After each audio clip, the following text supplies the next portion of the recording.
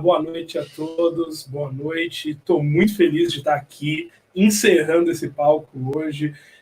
Sou campuseiro já há alguns anos, já palestrei na campus de São Paulo, na campus de BH, na campus de Natal, e aqui vou trazer mais um conteúdo. Ontem eu palestrei na Campus Party de Portugal, com o Tunico, e foi super legal.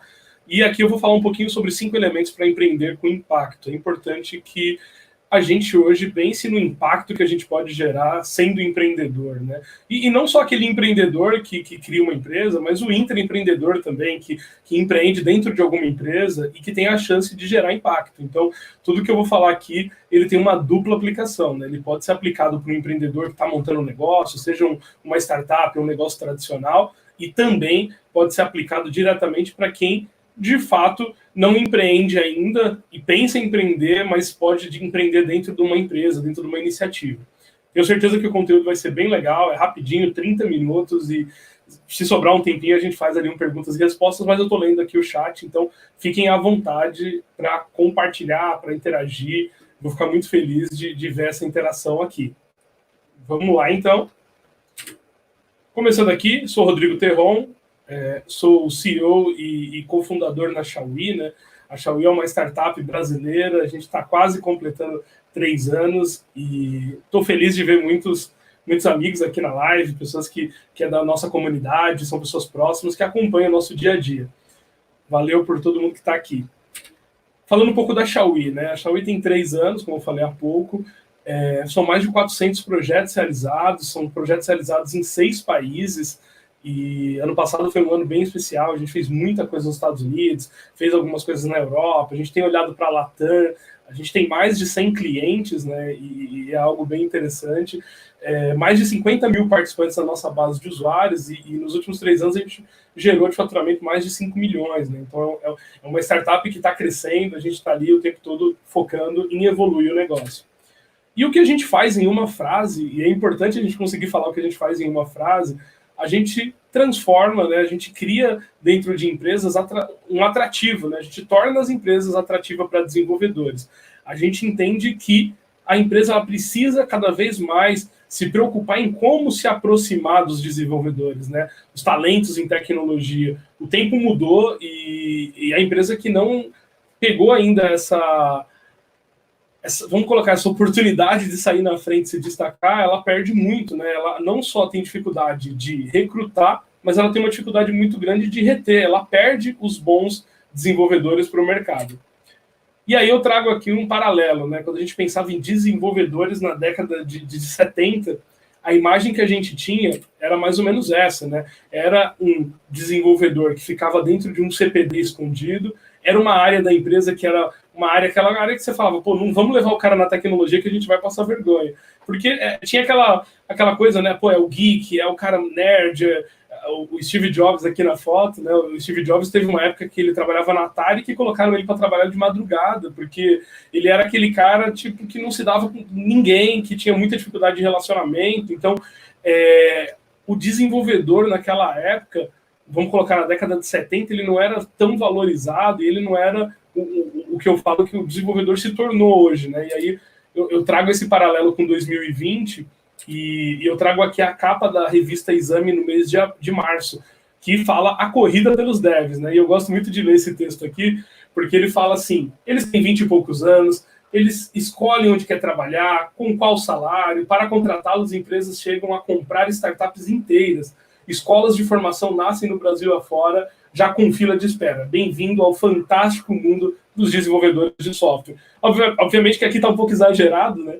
Mas a Exame trouxe uma matéria falando, né, do como mudou, né? Então, se antes o cara que estava ali, o desenvolvedor, lá na década de 70, ele não era valorizado, o pessoal escondia o desenvolvedor, hoje, quando você visita uma grande empresa, o primeiro lugar que você vai conhecer é a área de tecnologia, né? A área de tecnologia se tornou o lugar mais importante, o lugar bem mais visto. Eu não coloquei nesse slide, mas normalmente quando eu falo desse paralelo, eu sempre coloco a fotinho do Tio Ben, do Homem-Aranha, falando que grandes poderes geram grandes responsabilidades. Então a gente sempre bate nesse ponto, mas esse paralelo é muito importante entender esse contexto histórico, o quanto mudou. Obviamente que talvez você vai falar, pô, mas eu não ganho quanto eu quero, eu não trabalho onde eu quero. É uma questão de etapas, mas hoje a mão de obra de tecnologia ela é muito valorizada no Brasil. Quando a gente vai para o Vale do Silício, eu vou falar um pouco de Vale aqui, das minhas experiências lá, é mais ainda. Então, hoje no Vale do Silício, um desenvolvedor ele ganha ali uma média de 150 a 350 mil dólares ano. Então, assim, é muita coisa e esse cara ele é muito valorizado, né? Eu falei numa outra palestra esses dias, em uma das minhas visitas no Google lá em Mountain View, a pessoa que me recebeu lá no Google, ela falou, cara, deixa eu te mostrar uma coisa nova aqui. E ele me mostrou uma piscina com uma esteira, que era para... Não tinha como construir uma piscina dentro do campus da Google, e tinha algumas pessoas que praticavam, né, o esporte de natação e precisavam treinar, e a Google, com medo e com receio de perder esses colaboradores, ela comprou uma piscina com uma esteira que o cara podia praticar o exercício. Eu lembro que esse dia eu fui lá no Google, era umas 10 da manhã, e tinha um cara lá nadando e fazendo exercício. Então, o mundo mudou e a forma como a gente encara os talentos em tecnologia mudou e, por isso, a Xiaomi tem se posicionado dessa forma, né? A gente ajuda as empresas a se tornarem atrativas para os desenvolvedores. E seguindo aqui o tema central da palestra, né? Eu trouxe aqui 5 elementos para empreender com impacto. Então, como eu falei no começo, né? Não basta empreender, não basta olhar e falar, pô, legal, vou criar a minha startup. Só que a gente está num momento da sociedade que não dá para ignorar mais, ou não dá para não se posicionar diante de alguns pontos. E não dá para empreender também não considerando ter algumas coisas importantes. Então, primeiro elemento que eu trago aqui é um propósito. Você precisa empreender com um propósito, você precisa, de fato, ter ali um propósito guiando o negócio, né? E aqui eu trago um pouco do propósito que a Xiaomi adotou como empresa. Então, quando a gente... E isso é recente, né? Esse ano foi o ano que a gente... falou, cara, a gente precisa estar ligado com um propósito maior do que a gente, maior do que a Xiaomi, maior do que o Terron, maior do que o Abraão, o Ricardo, que são os meus sócios, maior do que qualquer pessoa do time. Inclusive, estou vendo uma galera do time aqui, estou vendo o Abraão por aqui, mas o que eu quero dizer é, a gente adotou um propósito, a gente pegou ali 4 ODS, né, Objetivos de Desenvolvimento Sustentável da ONU, e a gente olhou e falou, cara, isso aqui é um pacto com a ONU, com o mundo, de até 2030 resolver esses problemas, ou minimizar esses problemas. Vamos pegar 5. E aí a gente analisou os 17 ODS para chegar aonde a gente, de fato, consegue gerar impacto. Então, hoje, quando a gente faz os hackathons, quando a gente tem esse relacionamento com esses desenvolvedores, quando a gente trabalha a empregabilidade, gera oportunidade para eles, a gente está trabalhando no combate da pobreza, porque na nossa base, eu costumo dizer que a gente tem pessoas de todos os níveis econômicos. A gente tem desde pessoas que são simples, assim, que vivem uma vida muito simples, a pessoas com poder econômico bem grande. Então a gente reduz a pobreza quando um cara desse é contratado. Então, esses dias eu estava conversando com uma pessoa que ele passou por um processo seletivo a partir de um hackathon, e ele saiu de um estágio na prefeitura de um município que tinha 10 mil habitantes, que ele ganhava R$300, para trabalhar numa XP Investimento, ganhando ali mais de R$10 mil. Então, assim, combate de fato a pobreza. Segundo ponto, qualidade na educação, né? Então, a gente ajuda as pessoas a desenvolver habilidades novas através da educação, né? A gente gera, o hackathon, ele é uma ferramenta de educação, então as pessoas aprendem, e isso é prova, né? O Jorge está aqui assistindo, eu estava falando com ele alguns minutos atrás ali no Discord do Mega Hack, e ele falou, cara, você não tem ideia, eu estou aprendendo, eu cheguei na primeira página do Mega Rank. Então é fantástico enxergar o quanto essa evolução está sendo desenvolvida, educação.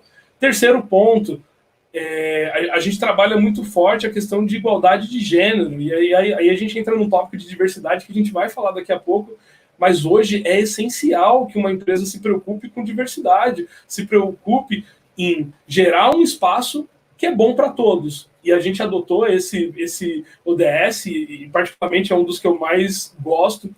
Trabalho decente para todos, né, e crescimento da economia também é um propósito que a gente tem muito forte. E, por último, redução de desigualdade. Então, a gente trabalha muito com propósito, e o nosso propósito está vinculado a 4 objetivos. Isso aí é a Agenda 2030. Talvez a gente vai chegar em 2030 e vai ter outros objetivos, mas o nosso propósito é de gerar impacto, e esse impacto vem através desses ODS hoje. E aí eu posso dizer que a gente já impactou mais de 50 mil pessoas em 3 anos. Então, isso é algo assim que inspira muito a continuar e a fazer mais.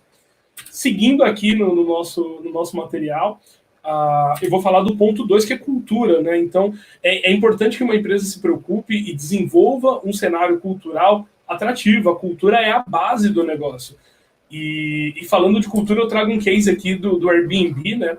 O Brian, que é o CEO do Airbnb, ele criou um artigo, esse link aqui, qualquer coisa tira um print, depois digita ali, mas esse artigo é um artigo muito interessante, e ele conta uma história, né, de quando ele fez o Series C, que é uma rodada de investimento gigantesca, e aí ele convidou o Peter Thiel, que é um investidor super, super influente lá do Vale do Silício, e falou, pô, Peter, cara, vem visitar a gente, vem passar aqui um tempinho aqui no nosso escritório, acho que seria super legal essa interação, pô, a gente acabou de fechar o Series C, e o Peter falou, legal, eu vou. E aí o Brian falou, cara, mas eu quero que você me dê o conselho mais importante que você tinha para nós. Qual é o conselho principal, né? O que eu preciso? Agora eu acabei de fazer um investimento, né? Acabei de receber um investimento. O que eu preciso? Qual é o meu próximo passo? E aí ele fala que o Peter, ele responde assim, simplesmente não estrague a cultura do Airbnb. A cultura é simplesmente uma maneira compartilhada de fazer algo com paixão. E eu trago isso porque na nossa trajetória da Xiaomi teve um momento ali que a gente se perdeu na cultura, que a gente olhava e gerou uma insatisfação em massa, inclusive nossa, dos sócios, porque a gente perdeu a cultura. A gente deixou a cultura enfraquecer e a gente teve que passar por uma retomada cultural. E isso hoje gerou o que a gente tem feito hoje. Hoje o nosso time está num momento assim fantástico, é um time super motivado, é um time que faz um trabalho incrível, mas a gente passou momentos em que a gente não valorizou tanto a cultura quanto deveria. E eu trago essa frase para fechar do Brian, o tópico de cultura, que ele fala que a cultura, na verdade, o que vai perdurar por 100 anos quando você cria uma empresa, como acontece na maior parte das empresas com mais de 100 anos, é a cultura. A cultura é o que cria a base para todas as inovações futuras. Se você quebra a cultura, você quebra a máquina que cria seus produtos. E eu vivi isso na prática dentro da Xiaomi. A gente teve um momento nosso que a gente estava ali muito frágil, muito delicado, sofrendo, e foi um momento que a gente decidiu fazer uma pivotagem, né? Nosso modelo de negócio, ele era 100% baseado em eventos presenciais, e a gente decidiu abandonar esse modelo e ir para o online. E isso foi a nossa retomada cultural, porque assim, se a gente não consertasse a cultura primeiro, para depois a gente de fato investir nisso, a gente tinha perdido o tempo, não ia dar certo, ia dar errado. Então a gente só conseguiu fazer isso, criar o Mega Hack, que hoje é o maior hackathon online do Brasil, desenvolver projetos incríveis que a gente está desenvolvendo esse ano, por causa dessa correção cultural. Então a cultura, ela é a base, né? Se você quebra a cultura, você quebra a máquina que gera os produtos. Então é muito comum você ver negócios que começam de forma muito inovadora e de repente esses negócios se perdem. E a questão, ela é completamente cultural. Se você não valoriza a cultura, é complexo. E aí, indo para o nosso terceiro tópico, porque a palestra é bem curtinha, é um tópico sobre colaboração. O quanto a colaboração ela é importante, né? Eu tenho muito orgulho de dizer que aqui na Xiaomi a gente sempre teve uma relação com muita harmonia com os nossos concorrentes, que eu não considero concorrentes, eu considero todos parceiros. A gente gosta de trabalhar junto com pessoas, a gente gosta de trabalhar muito junto com empresas. Então, eu trouxe 2 exemplos aqui de colaboração. Foram 2 projetos feitos assim, de uma forma muito, muito integrada e coletiva com outras empresas, e que é algo importante, né? A gente não pode ter aquela coisa do, meu Deus, concorrente, vai me destruir, vai tomar meu espaço. A gente sempre trabalha com colaboração. Então, o primeiro é o projeto Reboot. Foi um projeto que a gente fez logo no comecinho da pandemia, quando a gente olhou e falou, gente, muitas pessoas estão perdendo o emprego. E essas pessoas não são de tecnologia. E aí a gente juntou 5 empresas. Essas 5 empresas são parceiras, mas assim, empresas que operam de fato no mesmo mercado, né? A Bossa Box, a Coordination, a Rocket City, a Xiaomi e a VUP. E a gente falou, cara, vamos criar uma ação, vamos ensinar essas pessoas que a tecnologia tem espaço para eles, porque talvez o pior momento da vida deles, que é o momento deles perderem vamos lá, o conforto do emprego, no momento de pandemia, pode ser a oportunidade de transformação. E a gente propôs um reboot de carreira. E muita gente, a gente acompanha alguns casos, pessoas escrevem para a gente, mandam mensagem. Em uma semana de conteúdo com as 5 empresas, mudou de vida. mudou de vida total. A pessoa falou, cara, beleza, acabou, perdi tudo, eu vou virar a chave. E viraram a chave, de fato. E logo depois do reboot, a gente fez o Mega Hack Covid-19, foi um hackathon exclusivo para trabalhar a questão do Covid-19, propor soluções criativas, e esse projeto me inspirou muito, porque foi super, super rápido, e a gente conseguiu mais de 60 empresas trabalhando junto, foram mais de 1.500 participantes, mas tinha uns 300 mentores, e foi um dos projetos mais lindos que a gente se envolveu, porque todo mundo queria colaborar de alguma forma. Essa é uma matéria que saiu na TV, né? Foi muito engraçado, porque a gente falava, pô, como que vai gravar? E aí começou a aparecer, a gente saiu em todas as mídias. Se você coloca Mega Hack Covid-19, tem várias matérias. E um dia me ligou um diretor da Record e ele falou, cara, grava um vídeo e manda que a gente vai passar ao vivo aqui. E eu falei, como assim? Ele falou, não, a gente quer colaborar, a gente quer colaborar. E a chamada para colaboração, ela é algo muito importante. Um trabalho colaborativo, ele muda, né, o cenário das coisas. A Xiaomi sozinha jamais teria feito um projeto como o Reboot, jamais teria feito um projeto como o Mega Hack Covid-19, e o nosso impacto reduziria. Então, quando a gente trabalha com colaboração, o nosso impacto aumenta. Então, não tente, pô, eu vou empreender, mas eu vou fazer tudo absolutamente sozinho, só eu quero aparecer, só o meu logo quer aparecer. Cara, isso é uma postura egoísta e é uma postura que não ajuda, né, não desenvolve. Grandes negócios trabalham em colaboração. Isso foi uma das coisas que eu percebi muito forte no Vale do Silício. Logo na primeira vez que eu fui, eu fui num um time de desenvolvedores visitar as empresas e conhecer os times de engenharia de software. E aí a gente chegava nas empresas e falava, cara, mas como que funciona? Porque, cara, tudo que lança no Vale parece que está tudo integrado, né? Como que é essa dinâmica? O pessoal falou, cara, colaboração. O CTO de uma empresa liga para o CTO da outra, troca. Vamos lançar uma funcionalidade, a gente fala primeiro para a empresa. Então a gente trabalha de forma muito colaborativa. E isso fez do Vale do Silício o Vale do Silício. Principalmente nos pontos a seguir, né? Porque qual que é a história por trás do Vale? Né? Uma empresa que foi fundada muito por incentivo de um professor de Stanford, e aí todo mundo vai lá e funda uma empresa, duas empresas, e começa a dar certo o negócio, e aí o cara que era o funcionário, de repente ele vira o próximo empreendedor, e o cara que era o dono da empresa vira o investidor daquele cara. E aí isso criou, assim, centenas de milhares de empresas. Hoje o Vale do Silício, só de fundos de investimento, são mais de 5 mil, e falar de startups lá é impossível. Assim, nascem startups lá o tempo todo. Por quê? Porque uma empresa dá certo de forma colaborativa, ela gera outras empresas. E isso é o conceito muito forte de um ecossistema, né? Um ecossistema que ele mesmo nutre as próximas gerações de empresa. Isso só é possível quando a gente tem ali colaboração como uma base muito importante. Seguindo aqui, e esse tópico é um tópico muito importante, galera, quando a gente fala de diversidade, não dá mais para a gente se calar sobre alguns assuntos. Talvez não é o meu espaço de fala. Talvez eu não possa falar aqui em nome das mulheres que às vezes são julgados por estar num evento de tecnologia. Eu não posso falar aqui em nome dos negros. Talvez não é o meu papel e o meu lugar de fala, mas eu não posso ignorar mais. A gente, como sociedade, não pode mais ignorar e agir como, tá tudo bem. Tem ali um desrespeito, tá tudo bem. Tem alguém... Gente, não é assim. E aqui eu trouxe 2 ações. A gente está criando uma terceira que vai ser fantástica. Aqui eu coloquei o Hackathon do Reprograma, né? O Reprograma é uma ONG que ensina mulheres de outras áreas a migrar para a tecnologia. Então, eu sou, sei lá, advogada e eu quero ir para a tecnologia, ou eu sou enfermeira, eu quero ir para a tecnologia. O Reprograma tem um bootcamp, que é um programa aí de alguns meses que formam essas mulheres para a tecnologia e já coloca ela dentro do mercado. E a gente construiu a primeira hackathona do Reprograma no ano passado. Foi um projeto assim fantástico. Em 4 dias de inscrição aberta, foram mais de 500 mulheres, e muitas dessas mulheres não participavam de outros hackathons simplesmente por não ter um sentimento de pertencimento. Então, às vezes, quando a gente não pensa em diversidade, a gente tira a oportunidade das pessoas. Isso é algo muito, muito ruim, sabe? Quando a gente tira a oportunidade de alguém de estar num lugar ou de exercer um papel. E isso, a ausência de diversidade gera. Então, essas mulheres, depois do Hackathon, elas se sentiram confiantes de trabalhar em outras iniciativas. E isso é algo muito importante. O segundo aqui foi um hackathon muito maneiro que a gente fez com a Sony Music. A gente fez um estudo junto com a Sony e a Sony trouxe essa necessidade de que a gente tinha um problema gravíssimo, né? A Sony trouxe um indicador e falou, cara, só 4% de toda a indústria da música é feminina.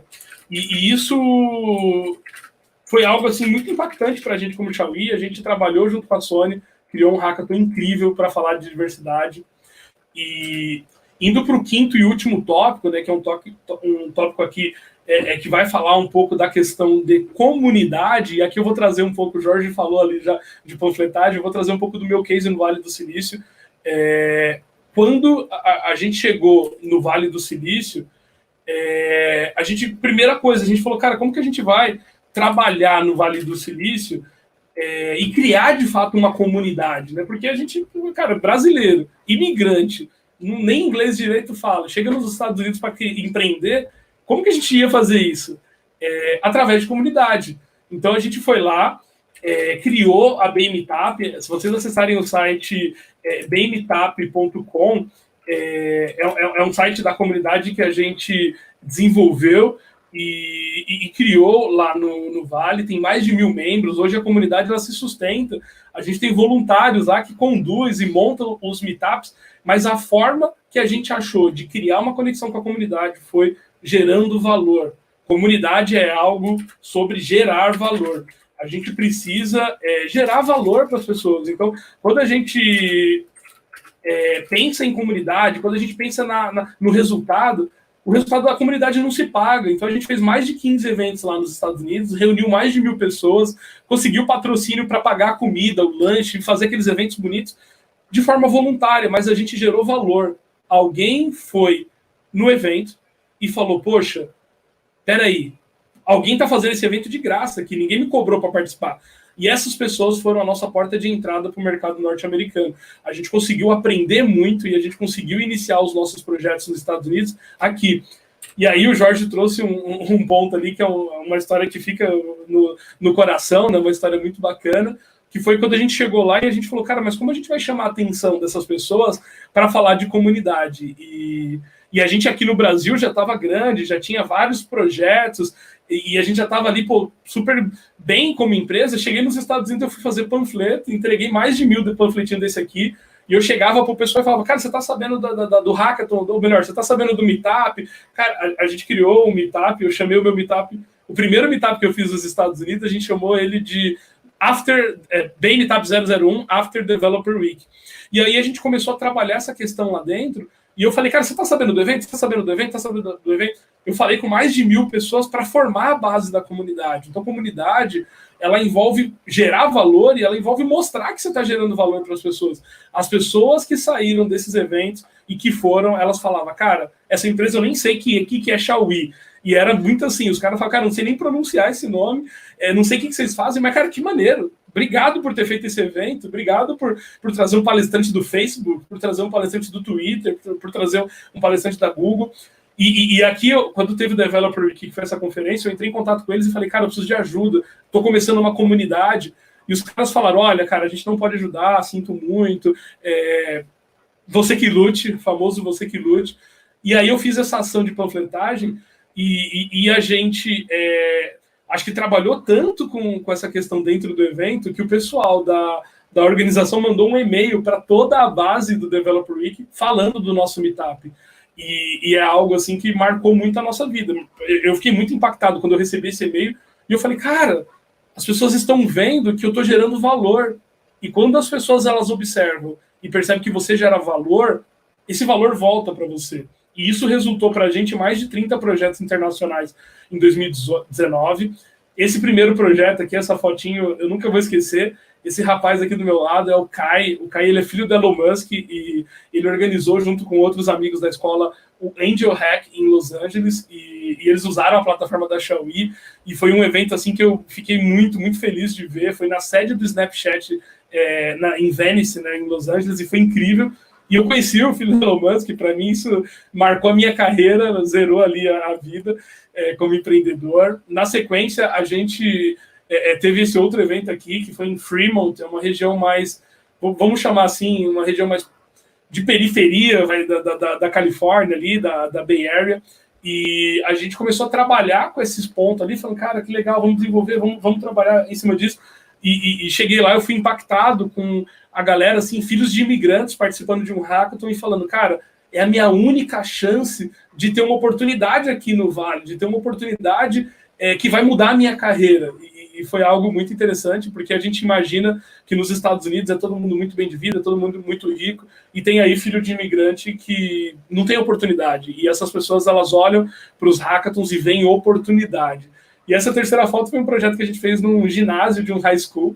Eu curti muito, porque eu sempre sonhei em ir num ginásio de um high school americano. E quando eu entrei nesse ginásio, assim, eu falei, meu Deus, que incrível. Mas foi um hackathon também feito com jovens, né, pessoal até de high school que não tinha muitas vezes nem grana para ter um equipamento, né? Tinha uns meninos assim com uns notebooks muito velhos, assim, colados com durex, e é uma realidade que você fala, não, nos Estados Unidos não tem essa realidade.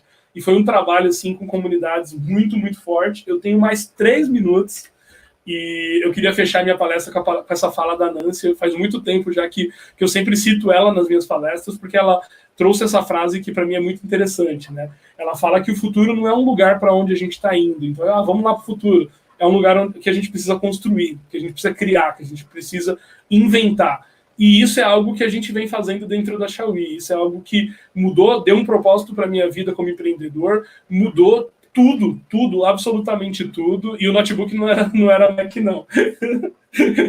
tinha os menininhos que nem não tinha celular, não tinha computador, estava sofrendo no hackathon. Esse hackathon, inclusive, ele foi na 42 University, é uma universidade que está no Brasil, que é uma universidade sem professores, que tem os equipamentos e tem o apoio ali de várias pessoas. E aí, pessoal, queria muito agradecer, parabenizar a Campus Party, que edição fantástica, que saudade de estar ali no meio do pessoal, como a gente já fez tantas vezes, sem dormir, comendo capinudos, tomando café, mas, infelizmente, o momento não permite, mas eu digo que a Campus faz parte da nossa história também. No começo da Xiaomi, a gente cansou ali de participar, de trabalhar dentro da Campus, e eu estou muito feliz de estar aqui, devolvendo um pouco, compartilhando um pouco, como a Campus ela é incrível, né? Eu estou vendo uma Campus Party digital sendo realizada por centenas de voluntários trabalhando juntos para manter e para fazer esse evento acontecer. Então, assim, muita saudade da Campus, estou muito feliz de ter participado aqui de forma digital. E a hashtag que fica é a hashtag Eu Sou Campuseiro, o Abrão acabou de mandar aqui. Eu tenho mais 2 minutos, então vamos ver se eu consigo responder pelo menos uma pergunta aqui. Rodrigo perguntou como a Xiaomi começou. Rodrigo, ela começou no hackathon. O dia que eu vim no hackathon, isso mudou minha vida para sempre, e tudo que veio depois disso foi por causa desse evento. A gente foi lá e mudou tudo, sabe? É algo muito legal. Um dia eu posso contar mais dessa história. O Luiz falou aqui, Terron, às vezes eu fico preocupado em ter chance de entrar no mercado. Já estou há anos em outra área e agora decidi estudar análise. Luiz, só vai, não tenha medo. Tecnologia é um lugar para todos e a tecnologia ela é ampla, né? Você não precisa, vou virar vou codar diretamente. Cara, você pode ir trabalhando em produto, você pode ir trabalhando em outras frentes até conseguir, de fato, desenvolver. E participa dos hackathons. Vai lá no Instagram da Xiaomi, tem um monte de hackathon com inscrição aberta. Participa com a gente, a gente está fazendo um hackathon aqui dentro da Campus, que está sendo incrível. E aí eu fecho a palestra respondendo a pergunta do Jonathan, o significado da Xiaomi, né? Acho que Xiaomi, ela vem do inglês, Xiaomi é de, cara, vamos, bora lá, eu quero fazer, eu quero chutar a porta, bora. É uma forma muito direta de falar, cara, só vamos, a gente podemos. E a gente sempre teve muita ousadia para falar disso. E eu encerro aqui a minha fala, e para quem perguntou de dicas sobre empreendedorismo, participe dos hackathons, com certeza isso vai abrir tua mente, vai te gerar oportunidades, conexões, networks, e logo mais você está empreendendo. Queria agradecer aqui o apoio do Lucas, da Yolanda, do time de voluntários da Campus, que está aqui apoiando a gente no palco. Acho que esse pessoal merece ser muito aplaudido, porque eles ficam ali escondidos, a gente não vê, mas eles estão aqui apoiando a gente o tempo todo. E encerro a minha fala pontualmente às 23h35. Obrigado a todos que assistiram. E bora lá. Campus Party Digital. Tamo junto.